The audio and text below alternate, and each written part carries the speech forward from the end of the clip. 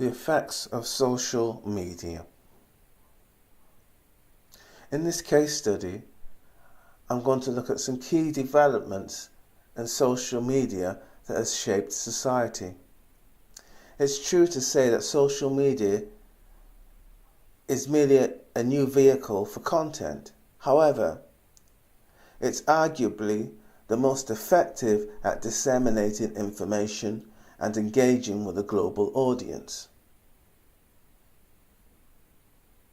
Well, the bulletin board system set up by two Chicago computer hobbyists in 1978 was certainly the seed of social media.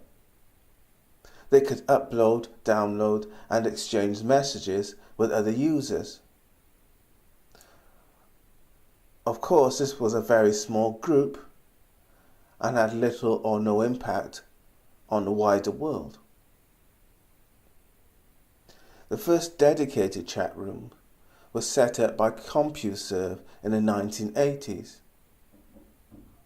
However, it was in the 1990s they really took off, and there seemed to be a chat room for every interest imaginable. This early basic form of social media was still pretty much in the background. Conversations usually centered around what was going on locally or just general socializing.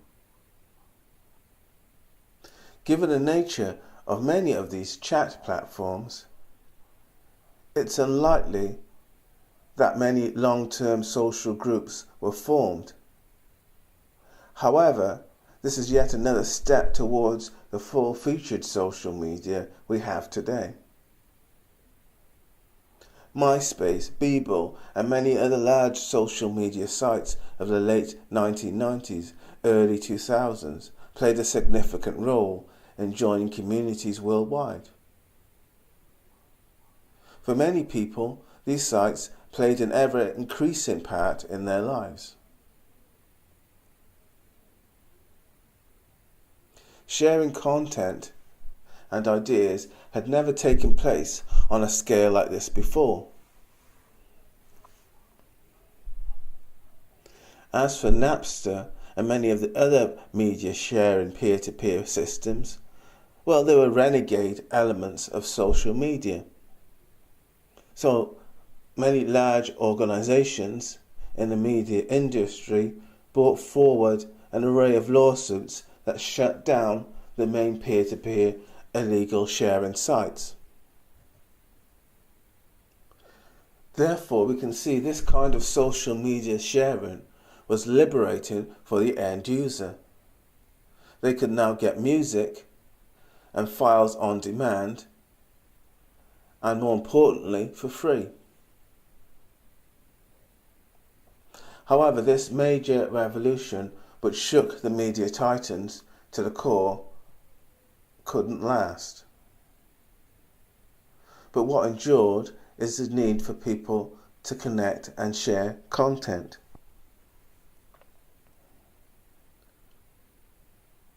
We can see over the years there were many platforms that had the rudimentary elements of social media, and in their demise they left a fertile ground for the social media we have today to take root and flourish. To the tech-savvy activists who engineered uprisings across the Arab world, headlines like Facebook Revolution and Twitter Rebellion were ridiculous. Social networks don't overthrow governments. People do. Courageous people who, despite the risk of retribution or even death, take to the streets because they've had enough. This extract from Wired.com, written by Mr. Wallman, does appear to overlook the relevance of social media. However, they are focusing on the headlines, which are primarily meant to be attention grabbers and not convey the whole story verbatim. Reading further, it's apparent the power of social media's influence by disseminated information is not lost on Mr. Wallman. He goes on to say, the speed of communication through the digital channels gives activists an unprecedented agility during street operations.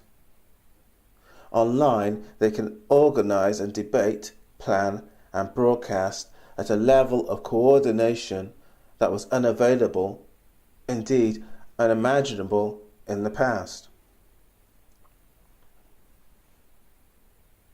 It's true to say that our unconfirmed rumours that the CIA trained many Arab dissidents in the art of social media.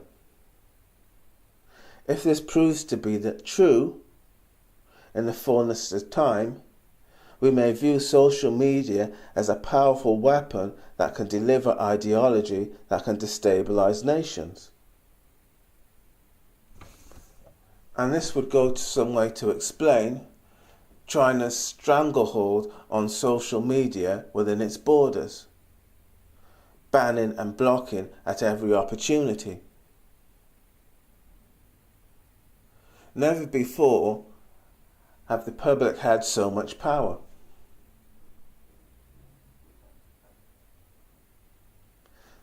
Now, if we look at Henry Ford's famous statement, you can have any colour car that you want as long as it's black.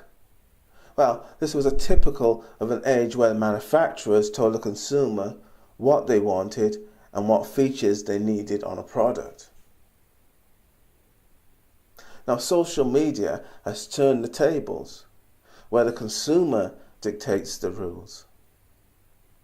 Opinions on social media can spread like wildfire, with anyone with access to a platform can vent their fury at any perceived transgression.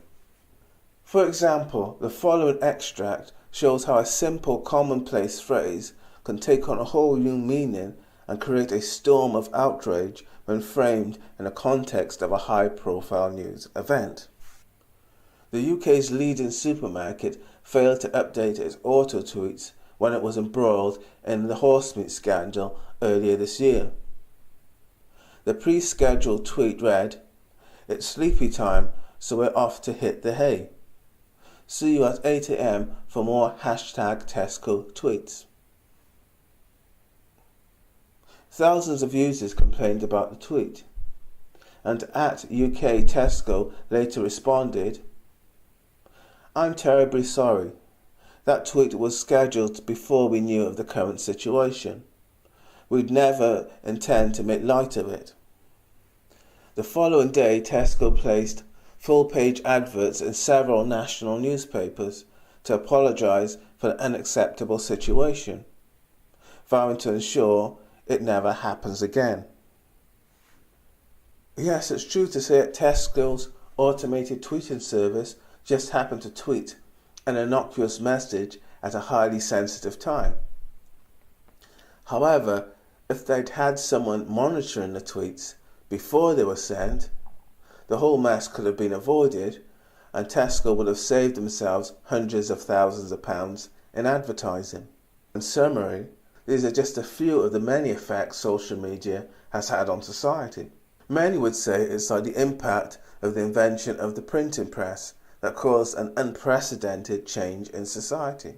However, I would argue social media has empowered the individual in a way the printing press didn't. For the first time ever, even a person who is physically and socially isolated can create and engage with a platform that can give them access to an audience of millions.